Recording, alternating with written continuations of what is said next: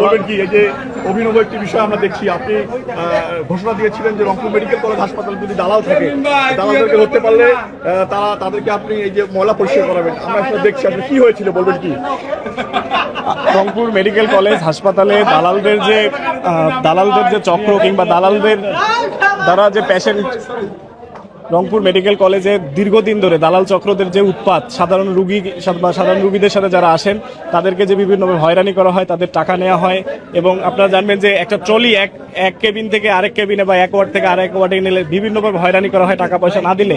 এবং এই সকল হয়রানির অভিযোগের ভিত্তিতে আমরা রংপুর মেডিকেল কলেজ ছাত্রদল, আমি আজকে ফেসবুকে ঘোষণা দিয়েছিলাম যে আমরা যদি কোনো ধরনের চোর, ছিনতাইকারী কিংবা দালাল চক্রকে হাসপাতালে ধরতে পারি, তাহলে হাসপাতালে সবচেয়ে দুর্গন্ধযুক্ত ময়লাগুলো তাদের দ্বারা পরিষ্কার করাবো। এবং আমরা আজকে ধরতে পেরেছি। এবং আপনি জানলে অবাক হবেন যে কতটা অমানবিক হলে এই দালাল চক্রের সদস্যগণ মানুষদের হয়রানি করতে পারে। আমরা যখন এখানে ওনাকে ধরতে পারি, ঠিক তখনই আমাদের সামন দিয়ে একজন মৃত নারীর লাশ তার পরিবারের লোকজন নিয়ে যাচ্ছিল।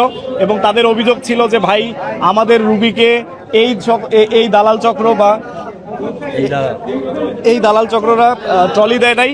আমরা তারপরে তাকে ধরি এবং ধরে এনে আজকে এই যে এই ময়লা পরিষ্কার করাচ্ছি। এবং এই ধারা অব্যাহত থাকবে, শুধু আজকেই না, আমরা ছাত্রদলের পক্ষ থেকে বা যারা সচেতন মানুষ আছে আমরা সবাইকে আহ্বান জানাই যে আমাদের এই কাজগুলোতে সাহায্য করুন। আমরা রংপুর মেডিকেল কলেজকে এই দালাল চক্র থেকে খুব দ্রুত মুক্ত করবো ইনশাল্লাহ। এবং পেশেন্ট পার্টিকে আমরা সর্বোচ্চ সেবাটুকু দিতে চাই। এবং এই ধারা শুধু আজকে না, এই ধারা আপাতত চলতেই থাকবে।